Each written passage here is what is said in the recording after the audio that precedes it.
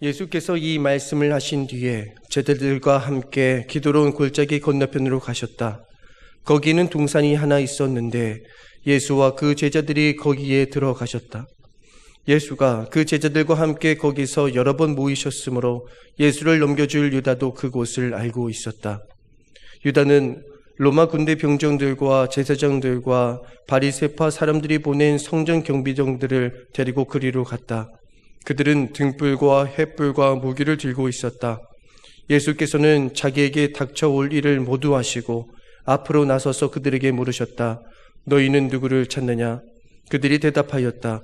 나사렛 사람 예수요. 예수께서 그들에게 말씀하셨다. 내가 그 사람이다. 예수를 넘겨줄 유다도 그들과 함께 서 있었다. 예수께서 그들에게 내가 그 사람이다 하고 말씀하시니 그들은 뒤로 물러나서 땅에 쓰러졌다. 다시 예수께서 그들에게 물으셨다. 너희는 누구를 찾느냐? 그들이 대답하였다. 나사렛 사람 예수요. 예수께서 말씀하셨다. 내가 그 사람이라고 너희에게 이미 말하였다. 너희가 나를 찾거든 이 사람들은 물러가게 하여라. 이렇게 말씀하신 것은 예수께서 전에 아버지께서 나에게 주신 사람을 나는 한 사람도 잃지 않았습니다 하신 그 말씀을 이루게 하시려는 것이었다. 시몬 베드로가 칼을 가지고 있었는데 그는 그것을 빼어 대제사장의 종을 쳐서 오른쪽 귀를 잘라버렸다. 그 종의 이름은 말고였다. 그때 예수께서 베드로에게 말씀하셨다. 그 칼을 칼집에 꽂아라. 아버지께서 나에게 주신 이 잔을 내가 어찌 마시지 않겠느냐. 아멘. 우리 주님께 영광의 박수 올려드리겠습니다. 이미 주님이 하신 줄 믿습니다. 주님께서는 우리 삶에 이미 놀라운 일을 행하셨습니다. 그런데 우리가 믿음이 없으면 그것을 누릴 수가 없는 것이죠. 여전히 세상이 주는 그 마음 때문에 하나님의 사랑을 의심해서 여전히 방황할 때가 많습니다. 오늘 허락해 주시는 말씀을 통해서 주님께서 우리를 얼마나 사랑하시는지, 그리고 오늘 이 밤에 이미 역사하고 계신 그 주님을 분명히 만나게 되시기를 축복합니다. 여러분 주변에 참 친한 분 계신가요? 이분은 참 나랑 친하지. 내가 참 믿을만하지. 그리고 나를 참 좋아하고 나를 신뢰하는 분이 있지. 아마 그런 분이 계시다면 여러분 좀 살만하죠. 힘도 나고요. 그리고 좀 어려운 일을 만나면 또 그런 대화도 나누게 되는 그런 분이 있다. 그것은 우리의 삶에 큰 힘도 되고 활력도 되리라 믿습니다. 여러분이 누군가를 정말 잘 알고 친밀한 관계를 가지고 있다면 그 사람에 대해서 여러분 아마 잘 아실 거예요. 무엇을 좋아하는지, 또 뭐 잘 먹는지, 또 무엇에 관심을 갖고, 또 어떤 경우에는 어디 자주 가는지까지, 무슨 일 하는 거 좋아하는지까지 여러분 잘 알 겁니다. 근데 왜 그렇게 잘 알게 된 걸까요? 관계가 친밀해지니까. 그리고 그 사람을 기쁘게 해주고 싶은 마음도 생기니까 잘 알게 되는 겁니다. 그러면 그 사람과 함께하는 시간, 대화를 나누는 시간이 참 그 시간만큼은 좀 뺏기고 싶지 않고 그것이 큰 기쁨이 될 것입니다. 우리가 사람의 관계에서도 서로 신뢰하고 사랑하고 친밀하면 그 관계가 주는 기쁨이 있습니다. 그리고 그 사람을 더 깊이 알아가게 되는 거죠. 하나님께서 독생자를 우리에게 허락해 주셨어요. 여러분은 예수님을 얼마나 잘 알고 계신가요? 예수님을 얼마나 잘 알고 친밀히 관계를 누리며 여러분 살고 계십니까? 우리가 예수님을 믿고 따르는 자이다. 예수님을 믿고 따르는 자이기에 그리스도인이다. 그렇게 말한다면, 그렇다면 우리는 예수님이 이 땅에서 행하신 일, 예수님의 삶과 사역, 우리가 잘 알아야 마땅한 것이죠. 늘 예수님의 시선이 머무는 곳, 거기가 어딘지를 우리는 너무나 잘 알고 있어야 그게 자연스러운 것이죠. 예수님의 사랑이 어디로 흘러가는지 그건 우리가 가장 잘 알고 있어야 하는 것이죠. 여러분, 예수님 잘 알고 계십니까?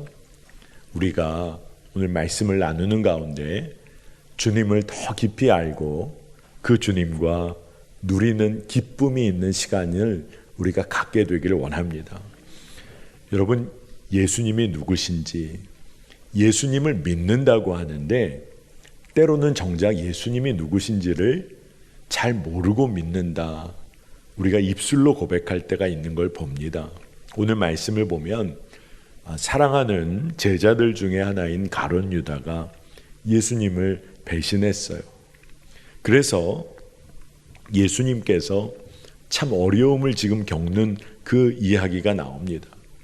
유다가 로마 병정 그리고 바리새인들이 보낸 그런 경비원들과 함께 와가지고 예수님을 잡아가려고 하는 대목이에요. 그러니 예수님의 마음이 얼마나 아프셨겠습니까? 가룟 유다도 사랑하는 제자 중에 하나였죠. 그런데 유다를 통해서 이러한 일이 벌어지고 있는 상황이에요. 그런데 예수님이 그때 가장 먼저 살피시는 일이 있었습니다. 그것은 뭐냐 하면 제자들을 보살피시는 일이었어요. 사람들이 찾아와서 병정들이, 군사들이 나사렛 예수를 찾는다. 그런 말을 하면서 막 예수님을 찾습니다. 그 말에 예수님은 아주 주저함 없이 뭐라고 말씀을 하셨냐면 내가 그 사람이다. 예수님은 너무 분명하게 그렇게 말씀을 하셨어요. 근데 이 상황을 우리가 조금 이렇게 좀 살펴보면 예수님을 잡으러 온 사람들이 있었는데 근데 그 사람들이 예수님이 누군지를 제대로 모르고 온 거예요. 예수님을 잡으러는 왔습니다. 근데 누가 예수인지도 모르고 예수님이 어떤 분인지도 모릅니다. 다른 어떤 사람이 확인해 주지 않으면 예수가 누구인지 어떤 사람인지 무슨 삶을 살았는지 전혀 모르는 상황인 거예요. 그런데 한번 여러분 믿음의 상상을 해보시기 바랍니다. 예수님은 어떠셨을까요? 예수님을 잡으러 온 그 병사들, 유다, 그 주변의 사람들, 그들에 대하여 예수님은 모든 것을 아시는 주님이세요. 그들의 삶을 바라보시고 그들에 대하여 예수님이 다 알고 계신 거죠. 주님의 마음이 아프셨겠다 하는 생각이 듭니다. 다른 어떤 것이 아니라 예수님은 그들에게도 관심이 있으신 거죠. 그 영혼도 사랑하시는 주님. 그러니 마음이 아프셨을 거예요. 이런 와중에 예수님이 끝까지 제자들을 살피십니다. 저는 이 예수님을 잡으려고 하는 이런 상황이 벌어지고 있는 가운데 예수님이 예수님의 제자들을 보살피고 살피시려는 모습을 보면서 진짜 선한 목자 되신 예수님이시구나. 예수님이 자기를 소개하는 여러 가지 이미지나 이야기들이 있었는데 그 중에 하나 선한 목자 되신 예수님을 떠올리게 됩니다. 예수님은 제자들에게 선한 목자가 되어주셨어요. 그리고 그의 삶과 사역을 통해서 모든 이들의 선한 목자가 되어주셨어요. 요한복음 10장 10절 11절에는 선한 목자 되신 예수님에 대한 이야기가 나옵니다. 도둑은 다만 훔치고 죽이고 파괴하려고 오는 것뿐이다. 나는 양들이 생명을 얻고 또 더 넘치게 얻게 하려고 왔다. 나는 선한 목자이다. 선한 목자는 양들을 위하여 자기 목숨을 버린다. 진짜 너무나 분명하게 선한 목자 되신 예수님이 어떤 마음으로 어떤 일을 하려고 오셨는지를 말씀하고 계세요. 예수님을 잡으려는 다급한 상황입니다. 여러분 정말 다급한 상황을 이렇게 부닥친 적이 있으시죠? 살아오다 보니까 정말 다급한 순간. 근데 여러분 정말 다급한 순간을 만나면 어떤 생각이 가장 먼저 드실까요? 날 좀 누가 도와줄까? 이 상황을 어떻게 좀 벗어나 볼까? 그와 동시에 왜 나에겐 이런 일이 있을까? 뭐 여러 가지 생각이 복합적으로 떠오를지 모릅니다. 근데 예수님이 가장 다급한 순간, 어떻게 보면 붙잡혀갈 그 순간에 예수님은요, 한 가지를 잊어버리지를 않으셨어요. 하나님과의 약속, 하나님과의 대화, 보다 정확히 말하면 하나님께 순종하시려고 약속하신 것을 잊어버리지를 않으셨어요. 우리 같으면 다급한 순간에 아마 세상의 방법을 찾으려고 했을지 모르죠. 근데 예수님께서 십자가 그 길을 걸으셔야 한다는 것을 기도를 통하여 하나님의 뜻에 순종하려는 기도를 올려드리셨었거든요. 근데 이제 잡혀가시는 그 순간에 예수님은 그 기도를 잊어버리지를 않으신 거예요. 내 뜻대로 마시옵고 아버지의 뜻대로 하옵소서. 이 위대한 순종의 기도를 잊어버리지를 않으셨어요. 그러니까 그 사람들이 다 와서 잡아가려고 할 때 도망가려고도 하지 않았고, 힘을 사용하여 이것을 피하려고 하지도 않았고, 이 모든 상황 가운데서 나는 그 사람이다, 그러며 잡혀가시는 거예요. 하나님의 뜻과 자신의 뜻을 하나 되게 하셔서 그 다급한 순간에 하나님과 약속하였던 순종을 잊어버리지를 않으신 겁니다. 오늘 우리가 읽은 본문에 질문이 계속 나와요. 너희들은 누구를 찾느냐? 누구를 원하느냐? 예수님이 계속 물어보십니다. 너희는 지금 누구를 찾고 있냐? 이런 질문을 계속하고 계세요. 자, 예수님의 질문이라고 여러분 한번 생각하면서 여러분에게 한번 질문해 보시기 바랍니다. 누구를 여러분은 찾고 있습니까? 여러분의 인생에서 여러분은 누구를 찾으며 살고 있습니까? 여러분이 찾고 있는 그 사람을 통해서 여러분은 무엇을 얻고 싶어 합니까? 예수님은 굉장히 중요한 질문을 던지시는 거예요. 그냥 단순히 병사들이 잡으러 왔으니 너 누구 잡으러 왔냐? 근데 말씀은 누구를 찾느냐? 그 질문을 하고 계세요. 그 사람들의 대답은 예수를 찾고 있다, 예수를 원한다는 겁니다.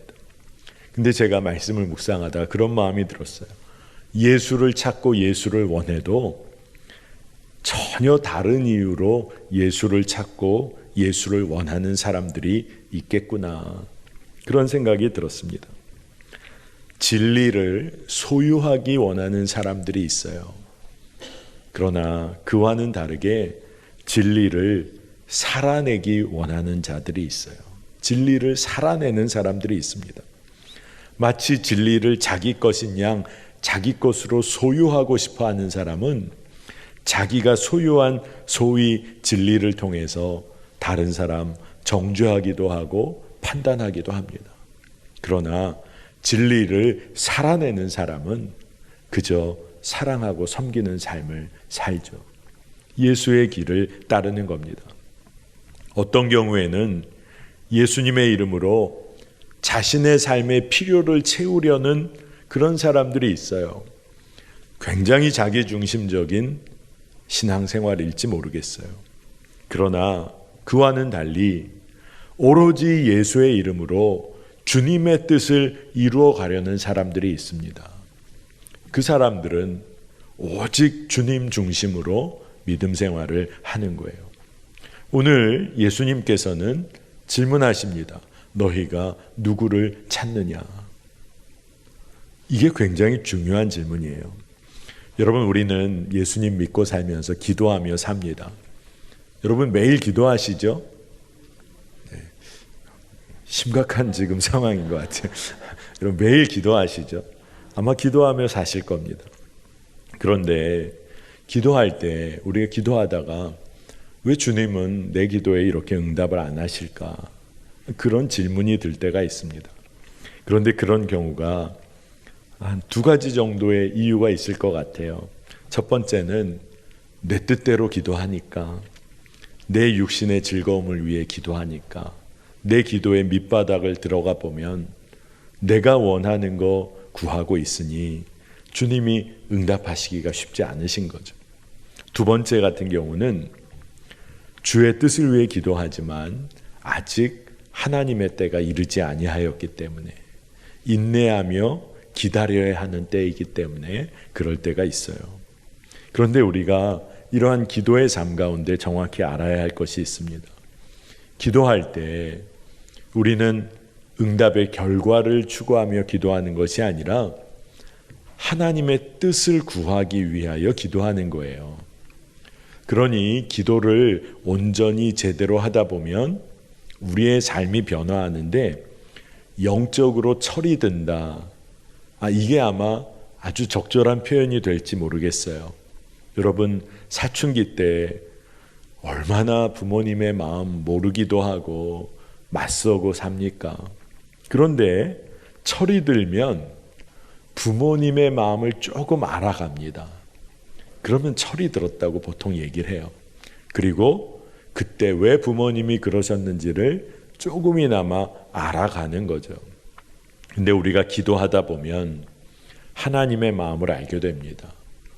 하나님의 뜻을 알게도 되고, 그리고 말씀을 묵상하다가 이해하고 깨닫지 못한 것이 기도하다가 깨달아질 때가 많아요. 그러니 여러분, 하나님의 응답을 받는 기도는 사실 하나님의 말씀대로 기도하는 삶입니다.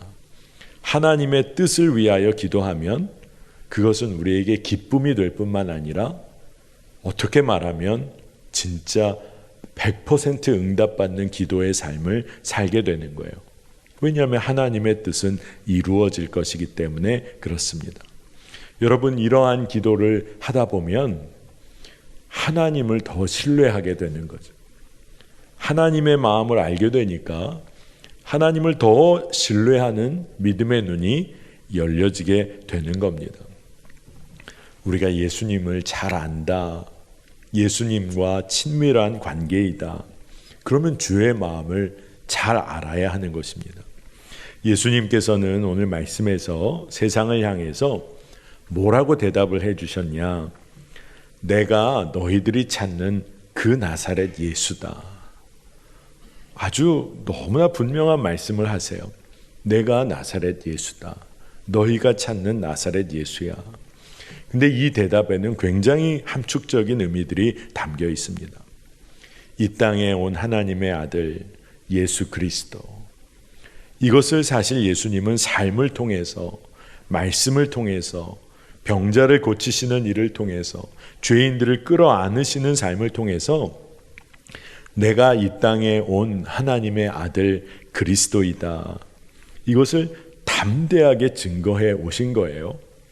그리고 또 대답을 하시면서 내가 곧 그 나사렛 예수다 라는 말씀을 통해서 예수님은 이 땅에 하나님의 아들로서도 오셨지만 이 땅에 성육하신, 우리와 같은 육신을 갖고 이 땅에 오신 분이시다 라는 것을 말씀해 주고 계신 대답이에요. 저는 한 가지 좀 믿음의 상상을 해보면, 예수님은 이 땅에 육신을 입어 이 땅에 우리와 똑같이 태어나 자라셨어요. 한 가정의 자녀로 태어나 자라셨어요. 요셉과 마리아에게 얼마나 기쁨이 되었을까요? 아마 상상해 보는 겁니다. 나사렛 동네에, 그 동네에 한 아이로 자라나셨어요. 동네 사람들에게도 기쁨이 되셨을 거예요. 그리고 자라나면서 하나님의 지혜와 은혜가 덧입혀졌는데 우리가 겪었던 삶의 변화도 아마 겪으셨을 거예요. 제가 하나 여러분에게 질문해 볼게요. 예수님은 사춘기의 고민과 방황을 겪으셨을까요? 안 겪으셨을까요? 마리아와 요셉에게 좀 때로는 좀 속상한 말도 하고 좀 반항도 좀 하셨을까요? 여러분이 싱긋 웃으시는 걸 보면 그랬을까 안 그랬을까 좀 그러시는 것 같아요. 오해 말고 들으시기 바랍니다. 저는 제 마음에 예수님이 사춘기를 거치셨을 것 같아요. 왜냐하면 우리와 똑같은 육신을 입고 우리와 같은 삶을 사셨던 분이시니까 그런 일을 겪으셨을 거예요. 하지만 그와 동시에 하나님을 사랑하는 자로 자라나셨을 거예요. 여러분들도 사춘기 때 부모님을 내가 사랑 안 하는 거 아닌데 그냥 말이 좀 그렇게 나갈 때가 있고 그냥 속이 상할 때가 있고, 제가 예수님이 이 땅에 육신을 갖고 오셨다, 그게 너무 감사하고 기쁨이 되는 거예요. 왜냐하면 우리가 겪는 이 땅의 모든 아픔과 슬픔, 마음의 방황을 예수님은 다 아세요. 그리고 하나님의 아들로서 그 모든 것을 또 품어주시는 분이세요. 예수님 병사들이 와서 예수님을 찾습니다. 근데 그때 예수님은 담대하게 너희들이 찾는 그 나사렛 예수 나다, 이렇게 말씀을 하세요. 하나님의 아들이시고 하나님과 동등됨을 취하시나 종의 모습으로 오신 이 땅에 오신 예수님, 예수님께서 예수님의 신성과 인성을 동시에 선포하고 계신 거예요. 그러니 오늘 말씀을 보니까 예수님께서 내가 그 사람이다 라고 말씀하실 때, 그때 그와 그 예수님을 잡으러 왔던 사람들, 주변의 사람들이 오늘 말씀을 보면 물러가서 땅에 엎드러지는 일이 순간 벌어집니다. 보통 말씀을 보면 절대자, 신성을 가진 절대자를 순간 접했을 때 일어나는 반응이 사람들이 뒤로 물러서기도 하고 땅에 엎드러지기도 하고 그러는 거죠. 그러니 예수님께서 내가 나사렛 예수다, 그렇게 말씀하셨을 때 놀라운 선포를 하신 거예요. 여러분은 세상을 향해서 어떤 선포를 하며 사십니까? 세상을 향해서 나는 그리스도인이다, 여러분 삶으로 그렇게 선포하며 사십니까? 나는 예수 믿는 자입니다. 뭐 굳이 막 큰 소리로 말하지 않더라도 여러분의 일상을 통해서 난 그리스도인이야, 이렇게 선포하며 살고 계십니까? 예수님께서는 난 나사렛 예수야, 이렇게 말씀하시며 하나님의 뜻대로 모든 것을 내어놓으며 잡혀가셨어요. 우리가 예수님의 말씀대로 사는 사람 되기를 우리도 원합니다. 그리고 담대히 선포하는 자가 되기를 원합니다. 근데 많은 성도님들이 근데 목사님, 세상에서 제가 너무 연약하고 또 육신이 너무 연약해서 늘 넘어집니다. 그렇게 담대히 선포하며 살기가 두렵습니다. 그러면 저는 꼭 이렇게 대답을 해드려요. 그러면 두려운 것도 알겠고 육신이 연약한 것도 알겠는데 세상에서 그리스도인으로 온전히 살기를 원하세요? 두려워하는 거 알겠어요. 넘어지는 것도 알겠어요. 두렵고 넘어지지만 그래도 그렇게 살기를 원하세요? 사실 그렇게 갈망하는 마음이면 된다는 거예요. 목회하면서 이제 세례문답을 진행할 때가 있어요. 근데 세례문답을 진행하다가 조금은 난감한 경우를 만날 때가 있습니다.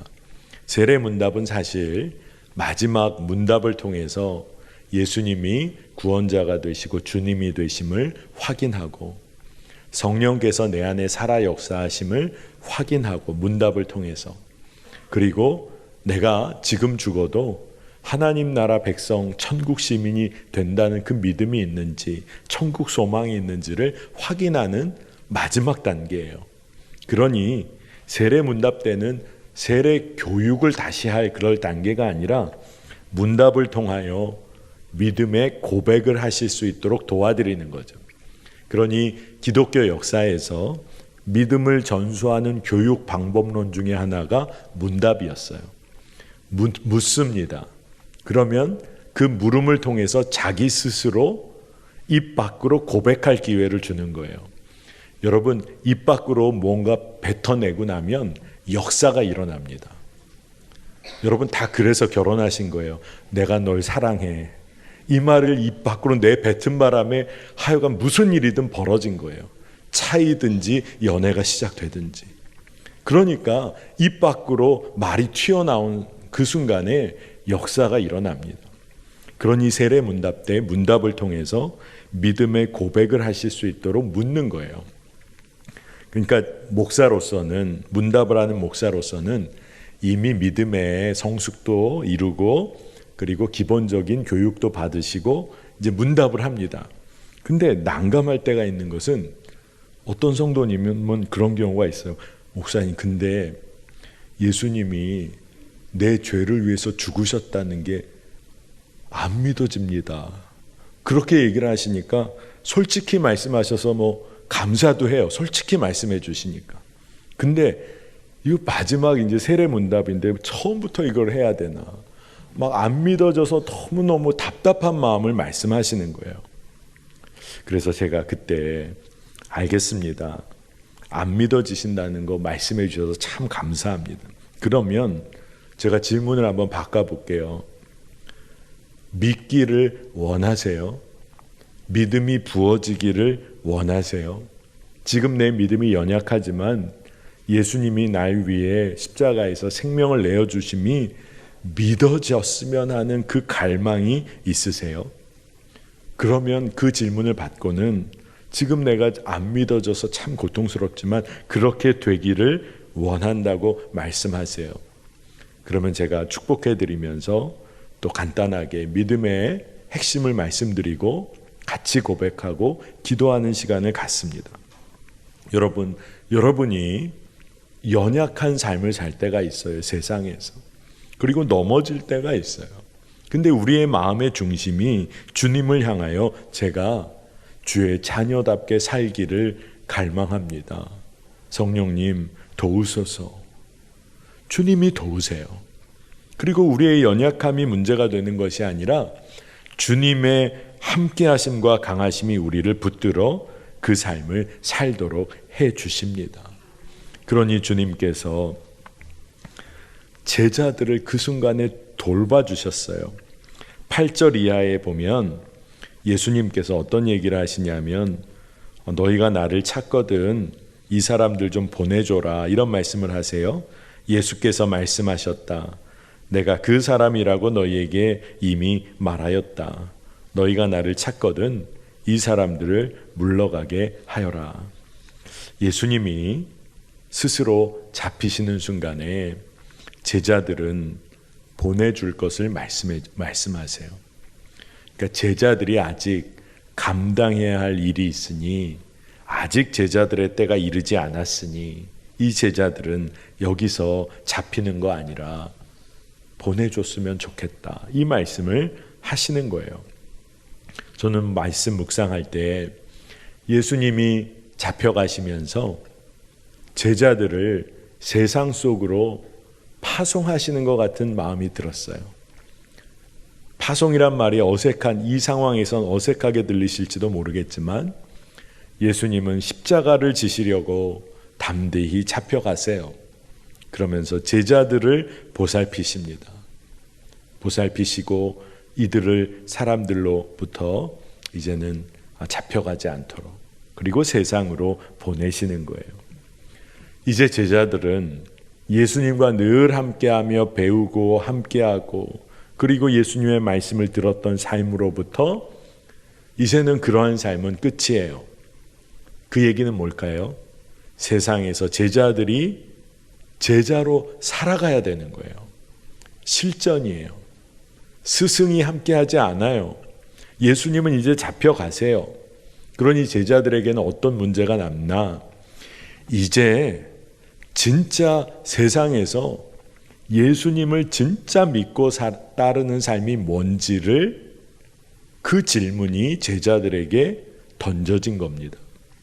예수님을 따르는 삶은 진짜 무슨 의미가 있는 걸까? 내가 세상에서 예수님 믿고 따른다는 건 뭘 말하는 거지? 제자들이 이제 이 문제를 정말 다뤄야 했던 것입니다.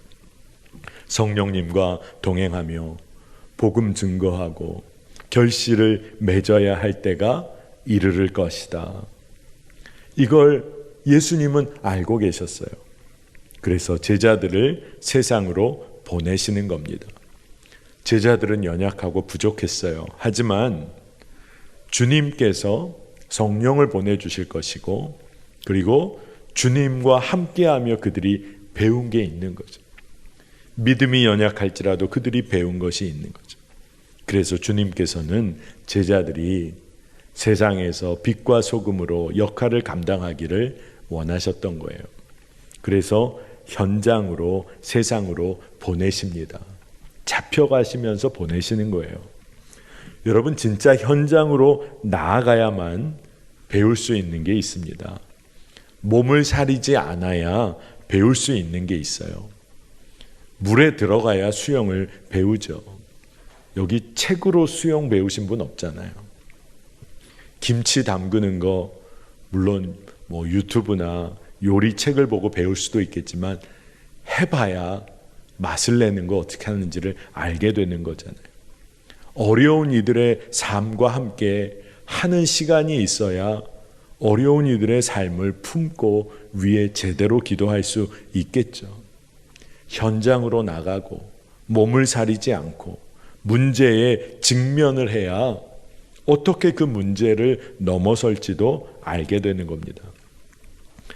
제가 함께 동역했던 목회자분 중에 지금은 케냐 선교사님으로 나가 계신 분이 계세요. 케냐 선교사로 파송을 해드렸을 때 처음 선교지로 나가서 겪었던 일을 나중에 고백을 해주시는데 이런 말씀을 하셨어요. 처음 선교지로 나갔을 때 그때 얼마나 벅찬 마음으로 그리고 믿음으로 주님 함께 하신다 믿고 처음 선교지 케냐로 갔을 때 그분이 뭐라고 고백을 하셨냐. 그 시간이 나의 무능력을 절실히 깨달았던 시간이었습니다. 내가 아무것도 할 수 없는 자임을 깨닫는 시간이었습니다. 그러나 그와 동시에 하나님이 얼마나 전능하신 분이신지를 깨달았던 시간이었습니다. 그리고 교회와 성도의 기도를 통해서 하나님이 일하신다는 것을 볼 수 있는 시간이었습니다. 라고 고백하셨어요. 제가 이 고백을 들으면서 너무 귀하시다. 선교사님으로 가셔서 처음에 선교지에서 열심을 다하여 수고한 모습을 제가 알고 전해 듣고 너무나 참 귀하시다 그렇게 알고 있는데 그 선교사님의 고백은 제가 얼마나 무능력한지를 깨닫는 시간이었습니다. 그러나 하나님은 전능하시고 신실하셨습니다. 이게 그의 고백이었어요. 제자들이, 예수님의 제자들이 예수님이 붙잡혀 가시는 그 순간 이제 진짜 믿음을 가지고 세상을 향해 나아가야 했습니다. 그리고 사실 그 현장에 나가게 되면 살아서 함께 하시는 주님을 바로 그 현장에서 만나게 될 거였던 거예요. 여러분, 그러니 우리도 어떻게 해야겠습니까? 우리의 삶의 현장으로 믿음을 가지고 나아가는 거예요. 담대하게 그리스도인의 삶을 사는 겁니다. 그때 주님이 우리를 더 분명하고 구체적으로 만나 주실 거예요. 이미 우리와 함께 하시는 그 주님이 우리와 함께 하심을 더 분명히 드러내실 겁니다. 오늘 9절 말씀 굉장히 중요한 말씀인데 이렇게 말씀하신 것은 예수께서 전에 아버지께서 나에게 주신 사람을 나는 한 사람도 잃지 않았습니다 하신 그 말씀을 이루게 하시려는 것이었다. 그러니까 예수님이 잡혀가시는 요 상황 가운데 예수님이 이렇게 말씀도 하시고 왜 이렇게 행하셨나? 오늘 말씀에 한 사람도 잃지 않기 위해서 그걸 너무 분명하게 그 말씀을 이루기 위해서. 여러분, 하나님은 얼마나 신실하신 분이십니까? 하나님은 한 사람도 잃지 않을 것이라는 말씀을 주셨는데 그 말씀을 이루어 가시는 거예요. 그의 아들을 통해서, 그의 백성들을 통해서 이것을 이루어 가십니다. 요한복음 10장 28절 29절에도 이와 연관된 말씀이 있어요. 나는 그들에게 영생을 준다. 그들은 영원토록 멸망하지 아니할 것이요 또 아무도 그들을 내 손에서 빼앗아가지 못할 것이다. 그들을 나에게 주신 내 아버지는 만유보다도 더 크시다. 아무도 아버지의 손에서 그들을 빼앗아가지 못한다. 얼마나 한 영혼을 귀히 여기시는 그 아버지의 마음. 그러니 저희가 6주 동안 이제 다음 주일까지 우리가 계속해서 태신자 품고 기도하고 한 영혼 위하여 애쓰는 이유는 다른 게 아니에요. 주님의 마음, 하나님 아버지의 마음을 우리가 조금이라도 안다면 우리가 그렇게 할 수밖에 없는 거죠. 정말로 이거 놓치면 안 됩니다. 여러분, 예수 그리스도의 사랑을 품고 산다. 이 세상에서 예수 그리스도의 사랑을 품고 산다는 것은 어떤 의미일까? 이건 굉장히 중요한 질문이에요. 그냥 사랑하며 산다, 그냥 낭만적인 사랑 이런 얘기하는 게 아닙니다. 굉장히 치열한 질문이에요. 경쟁이 치열한 사회 가운데서 예수님의 마음으로 사랑한다는 것은 어떤 의미일까? 많은 사람들이 돈을 향하여 달려가는 그 사회 한복판에서 섬기며 산다는 것은 어떤 의미일까? 다 자기 앞세우고 자기 자랑하고 하여간 자기 것 챙기는 사회에서 내 것 나눠주고 베풀며 산다는 것은 어떤 의미일까? 이건 낭만적인 질문이 아니라 굉장히 치열한 질문이에요. 근데 주님은 우리에게 그러한 사명을 주셨어요. 여러분, 여기 꽃 좋아하시는 분 계실 거예요. 그런데 꽃을 아름답게 보려면 잘 보살펴야겠죠. 그런데 꽃을 가꾸고 또 꽃을 보살피는 일이 그냥 꽃만을 보고 열매만 따먹기 위한 거라면 기다리는 일이 굉장히 힘들지 몰라요. 그러나 존재 자체를 사랑하고 사랑하면 때를 따라 기다리며 사랑할 수 있는 거예요. 하나님의 사랑의 속성을 조금이나마 알게 되는 거죠. 여러분이 자녀를 키우신 경험들, 또 지금도 키우고 계신 분들이 계시죠. 자녀가 성장할 때마다 때를 따라 챙겨줘야 할 일이 많아요. 어린 자녀일수록 때를 따라 부모가 챙겨주고 보살펴줘야 하는 일이 많습니다. 근데 부모의 마음에 그때마다 아이에게 부모가 이거 해줬으니까 넌 뭘 해줄래? 넌 지금 엄마 아빠가 이거 해줬으니 그 다음엔 넌 뭘 해줄 수 있을까? 그런 마음으로 아이를 사랑한다. 만약에 그러면 애를 잡게 되는 거죠. 애를 공부시키면서도 정말 아이의 존재를 사랑하며 공부를 가르치는 게 아니라 이 아이가 공부 잘해서 엄마 아빠 자랑스럽게 해주고 이 아이가 공부하고 대학 가고 직장 잘 잡아서 엄마 아빠 자랑이 되게 하려고 그러면 사실은 애를 잡게 되는 거죠. 애를 잡게 되는 거예요. 여러분, 아이가 그저 사랑이 필요할 때 아무 조건 없이 채워주고 아이가 마음이 상해서 도망가거나 어딘가 좀 피해야 할 때 엄마 아빠가 그저 붙잡아주고 피할 곳을 마련해주고 그냥 붙잡아주고 기다려주고. 자, 여러분, 예수님의 사랑은 어떤 사랑일까요?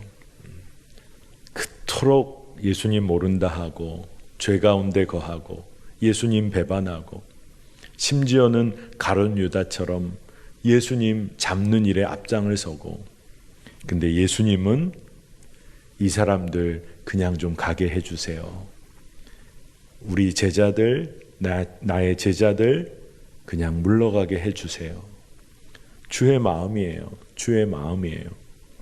여러분, 이 주님의 사랑을 오늘 우리가 깨닫고 힘을 얻기를 원합니다. 끝까지 붙잡아 주시는 주의 마음을 우리가 깨닫고 새 힘 얻게 되기를 원합니다. 여러분, 예수님 왜 믿으십니까? 예수님 왜 믿으세요?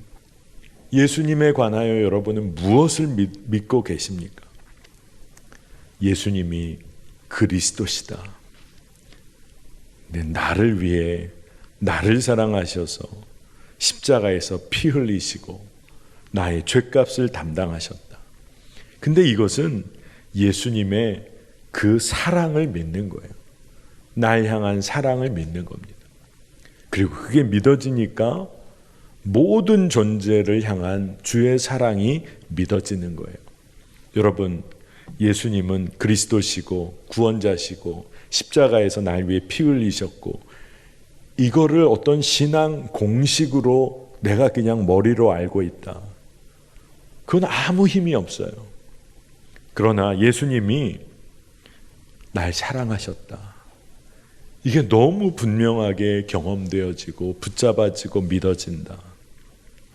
그러면 예수님처럼 살고 싶어져요. 예수님이 가신 길을 흉내내보고 따라가고 싶어요. 사랑하며 살고 싶어지는 거예요. 세상은 네 거 챙기며 살아, 경쟁에서 이겨, 아유 제낄 수 있는 사람들은 다 제껴, 네가 앞서 나가봐. 근데 주님의 사랑이 믿어지니까 주님처럼 살기를 원하는 거예요. 세상의 사망의 권세에 휩쓸리지 않고 끝까지 함께 하시는 주의 사랑을 붙잡고 사는 겁니다. 여러분, 오늘 말씀에 예수님이 베드로가 그 예수님 잡혀가시는 거 자기가 좀 어떻게 해보려고 하는 그 베드로에게 칼을 칼집에 꽂으라고 하세요. 그러면서 예수님이 하시는 말씀은 아버지께서 주신 잔을 내가 마셔야 한다.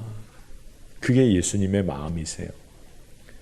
예수님은 내가 그 십자가의 잔, 아버지가 허락해 주신 잔을 내가 마셔야 해. 너 칼을 다시 도로 집어넣어.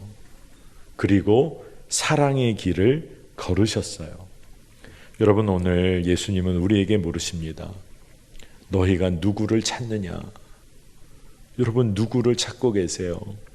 우리가 찾고 따르고 붙잡아야 할 분은 오직 예수님 한 분이십니다. 날 사랑하신 그분을 붙잡고 사는 거예요. 그리고 그 사랑이 믿어지니까 그냥 주의 길 걷는 게 기쁨이에요. 그리고 함께 그 사랑을 붙잡은 이들이 함께 사랑하며 사는 겁니다. 여러분, 오늘 이 성령 집회에 나오시면서 마음에 무거운 짐도 있고 상함도 있고 어찌 해결해야 할지는 모르겠지만 그래도 주의 전에 나가 말씀 듣고 기도해야겠다. 여러분, 그 마음이 어떻게 부어질까요? 세상의 사람의 방식대로 하면 그 마음 도저히 안 생기죠.